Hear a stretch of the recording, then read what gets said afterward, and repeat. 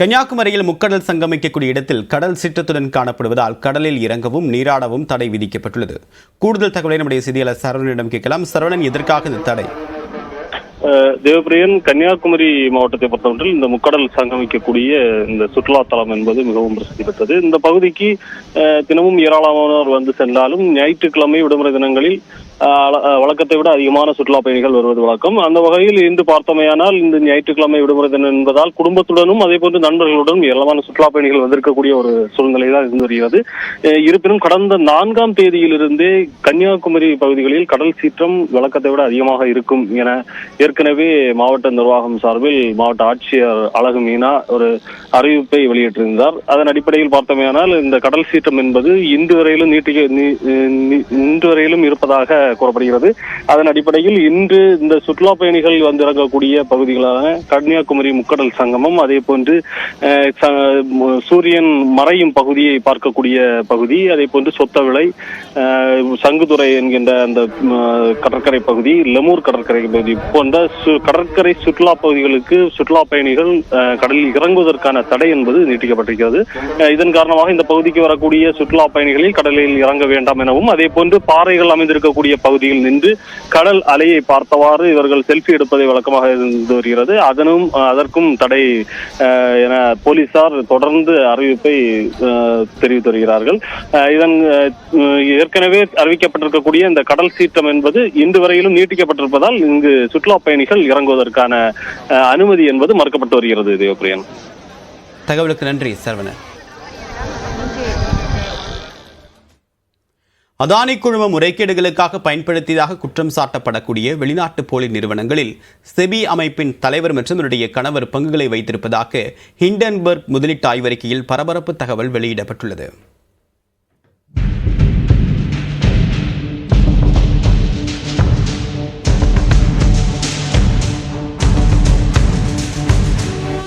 அதானி குழுமம் வெளிநாடுகளில் போலியாக நிறுவனங்களை உருவாக்கி அதன் மூலமாக பங்குச் சந்தையில் முறைகேட்டில் ஈடுபட்டதாக அமெரிக்காவை சேர்ந்த ஹிண்டன்பர்க் நிறுவனம் கடந்த ஆண்டு ஜனவரி மாதம் ஆய்வறிக்கையையும் அது தொடர்பான ஆதாரங்களையும் வெளியிட்டது. இதனால் அதானி குழும பங்குகள் சுமார் 7 லட்சம் கோடி ரூபாய் அளவுக்கு சரிவை சந்தித்தன. இதனால் இந்தியாவை சேர்ந்த பங்கு முதலீட்டாளர்கள் பலர் பாதிக்கப்பட்டதை அடுத்து அதானி குழும முறைகேடுகள் குறித்து விசாரணை மேற்கொள்ள இந்திய பங்குச்சந்தை ஒழுங்குமுறை வாரியமான செபிக்கு உச்சநீதிமன்றம் உத்தரவிட்டது. நிலையில் இந்தியாவை உலுக்கக்கூடிய வகையிலான தகவலை வெளியிடுவதாக சனிக்கிழமை எக்ஸ் தளத்தில் ஹிண்டன்பர்க் நிறுவனம் பதிவிட்டுள்ளது. புதிதாக சில ஆவணங்களை சுட்டிக்காட்டி வெளியிடப்பட்ட இந்த ஆய்வறிக்கையில் செபியின் தலைவர் மாதவி பூரி புஜ் மற்றும் அவருடைய கணவர் தவல் புஜ் மீது பரபரப்பு குற்றச்சாட்டை முன்வைத்துள்ளது. நிதி முறைகேட்டுக்கு வினோத் அதானி பயன்படுத்தியதாக குற்றம் சாட்டப்படக்கூடிய பெர்முடா மற்றும் மொரீஷியஸில் உள்ள நிறுவனங்களில் செபி தலைவருக்கும் அவருடைய கணவருக்கும் பங்குகள் இருப்பதாக தெரிவித்துள்ளது. இந்த நிறுவனங்களில் 2015ஆம் ஆண்டு ஜூன் 5ஆம் தேதி சிங்கப்பூரில் இருந்து அவர்கள் முதன்முறையாக முதலீட்டை தொடங்கியதாகவும் ஹிண்டன்பர்க் குறிப்பிட்டுள்ளது. மேலும் அதானி குழுமத்தின் வெளிநாட்டு முதலீட்டில் உள்ள முறைகேடுகள் குறித்து செபி கண்டுபிடிக்க வேண்டுமென்றால் அதன் தலைவர் மாதவி பூரி புஜ்ஜையும் விசாரிக்க வேண்டும் என்பதால் அதானி குழும முறைகேடுகள் குறித்து முழுமையாக விசாரிக்க செபி அமைப்பு தயங்குவதாகவும் ஹிண்டன்பர்க் விமர்சித்துள்ளது. இந்த குற்றச்சாட்டுகளுக்கு மறுப்பு தெரிவித்து செபி அமைப்பின் தலைவர் மாதவி பூரி புஜ் மற்றும் அவருடைய கணவர் தவல் புஜ் ஆகியோர் வெளியிடக்கூடிய கூட்டறிக்கையில் ஹிண்டன்பர்க் ஆய்வறிக்கையில் குறிப்பிடப்பட்டுள்ள தங்களுக்கு எதிரான ஆதாரமற்ற குற்றச்சாட்டுகளை முற்றிலும் மறுப்பதாக தெரிவித்துள்ளனர். ஹிண்டன்பர்க் நிறுவனத்தின் ஆய்வறிக்கையில் எந்த உண்மையும் இல்லை என்றும் தங்களது வாழ்க்கை ஒரு திறந்த புத்தகம் என்றும் குறிப்பிட்டுள்ளனர். தேவையான அனைத்து ஆவணங்களும் ஏற்கனவே பல ஆண்டுகளாக செபி அமைப்புக்கு வழங்கப்பட்டிருப்பதாகவும் அனைத்து நிதி ஆவணங்களையும் வெளிப்படுத்துவதில் தங்களுக்கு எந்த தயக்கமும் இல்லை என்றும் அவர்கள் தெரிவித்துள்ளனர். முழுமையான வெளிப்படைத்தன்மையை உறுதிப்படுத்த உரிய நேரத்தில் விரிவான அறிக்கையை வெளியிடுவோம் என்றும் மாதவி பூரி புஜ் மற்றும் அவருடைய கணவர் தவல் புஜ் ஆகியோர் தங்கள் அறிக்கையில் குறிப்பிட்டுள்ளனர். இந்நிலையில் ஹிண்டன்பர்க் அறிக்கையை சுட்டிக்காட்டி எக்ஸ் தளத்தில் பதிவேற்றக்கூடிய காங்கிரஸ் கட்சியின் மூத்த தலைவர் ஜெயராம் ரமேஷ் நாடாளுமன்ற கூட்டத்தொடர் முன்கூட்டியே முடித்து வைக்கப்பட்டது ஏன் என்பதற்கான காரணம் தற்போதுதான் விளங்குவதாக குறிப்பிட்டுள்ளார். திருவண்ணாமலை மாவட்டம் ஆரணியில் பெய்த தொடர் மழையால் அறுவடைக்கு தயாராக இருந்த 500 ஏக்கர் நெற்பயிர்கள் நீரில் மூழ்கி சேதமடைந்துள்ளன. இது தொடர்பான கூடுதல் தகவலை நேரம் செய்தியாளர் மோகன், தற்போது எவ்வளவு பாதிப்பு ஏற்பட்டிருக்கு, இன்னும் எந்தெந்த இடலாம் தண்ணீர் தேங்கி நிற்குது?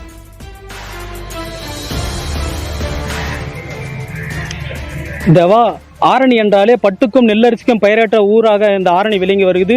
குறிப்பாக திருவண்ணாமலை மாவட்டம் ஆரணி அருகே உள்ள கண்ணமங்கலம், கொளத்தூர், படவேடு, காட்டுக்கண்ணலூர் ஆகிய பகுதிகளில் முக்கிய தொழிலாக விவசாயம் தொழில் விளங்கி வருகிறது. இந்த விவசாய தொழிலை நம்பிதான் இங்கு உள்ள பகுதி மக்கள் வாழ்ந்து வருகின்றனர். குறிப்பாக விவசாய தொழிலை ஒரு பிரதான தொழிலாக விளங்கி வருகிறது. கடந்த ஒரு சில தினங்களாக திருவண்ணாமலை மாவட்டத்தை பொறுத்தவரை விட்டு இரவு மற்றும் பகல் நேரங்களில் இடைவிடாத மழை பெய்து வருகிறது. குறிப்பாக தற்போது நாம் நின்று கொண்டிருக்கும் இடம் ஆரணி அருகே உள்ள கொளத்தூர் பகுதியில் தான் தற்போது நாம் நின்று கொண்டிருக்கின்றோம். ஆரணி மற்றும் அதன் சுற்றுவட்டார பகுதியில் கடந்த சில தினங்களாகவே வெயில் தாக்கம் அதிகரித்து வந்தாலும் கூட இரவு நேரங்களில் இடைவிடாத மழை பெய்த காரணத்தினால் ஆரணி அருகே கொளத்தூர் கிராமத்தில் 500 ஏக்கர் பயிரிடப்பட்ட நெல்பயிர்கள் மற்றும் முற்றிலும் பாதிக்கப்பட்டுள்ளது. குறிப்பாக விவசாயத்தை நம்பிதான் இந்த விவசாயிகள் வாழ்ந்து வருகின்றனர்.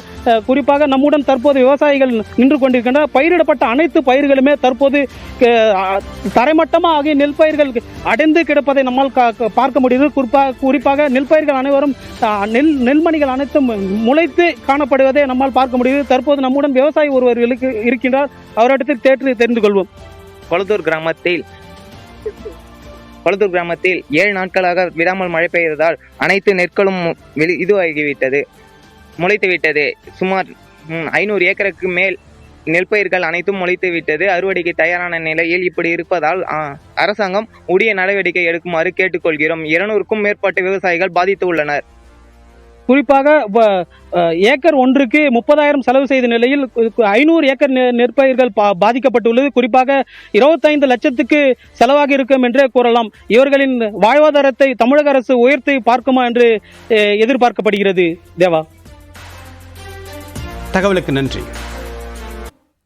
சிலை கடத்தல் தடுப்பு பிரிவு முன்னாள் ஐஜி பொன் மாணிக்கவேல் மீது போலியான ஆதாரங்களை உருவாக்குதல் உட்பட 13 பிரிவுகளின் கீழ் சிபிஐ வழக்கு பதிவு செய்துள்ளது. ஆனால் சிலை கடத்தலில் ஈடுபடக்கூடிய அனைவரும் தனக்கு எதிராக சேர்ந்துவிட்டதாக பொன் மாணிக்கவேல் தெரிவித்துள்ளார்.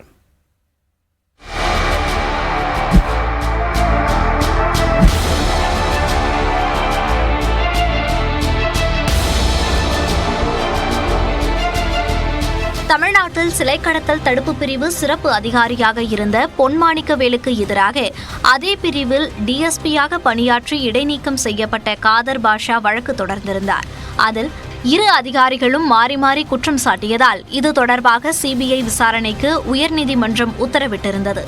இந்நிலையில் சென்னை கொட்டிவாக்கத்தில் உள்ள பொன் மாணிக்கவேலின் வீட்டில் சிபிஐ அதிகாரிகள் திடீர் சோதனை நடத்தினர். டெல்லியில் இருந்து வந்திருந்த 10க்கும் மேற்பட்ட சிபிஐ அதிகாரிகள் 7.5 மணி நேரம் சோதனை நடத்தினர்.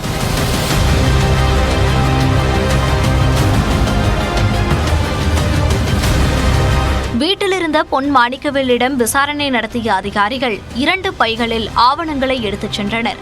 பின்னர் செய்தியாளர்களிடம் பேசிய பொன் மாணிக்கவேல் சிபிஐ விசாரிப்பதற்காக தன்னிடமிருந்த ஆவணங்களை கொடுத்ததாகவும் கூறினார். 1000 கேஸ் என் மேல கிடக்கு. ஒரு கேஸ் 2 கேஸ் எல்லாம் கிடையாது. சாகரம் இல்லையா, அதுக்கு முந்தின வரைக்கும் எனக்கு விசாரணை இருந்துகிட்டு இருக்கும். என்னைக்கு மண்டே போறோம்னா அதுக்கு முன்னாடி வரைக்கும் எனக்கு மேல நான் இன்வெஸ்டிகேட் பண்ண கேஸ் மற்ற வழக்கெல்லாம் என் மேல இருக்கும். நேர்மையை பத்தி ஒரு எல்லையில கூட எவனும் பேச முடியாது. வந்தவங்களும் அதெல்லாம் கையெடுத்து கும்பிட்டு போனாங்க. மேலும் சிலை கடத்தல் குற்றவாளிகள் அனைவரும் தனக்கு எதிராக ஒன்று சேர்ந்துள்ளதாகவும் அவர் குற்றம் சாட்டினார்.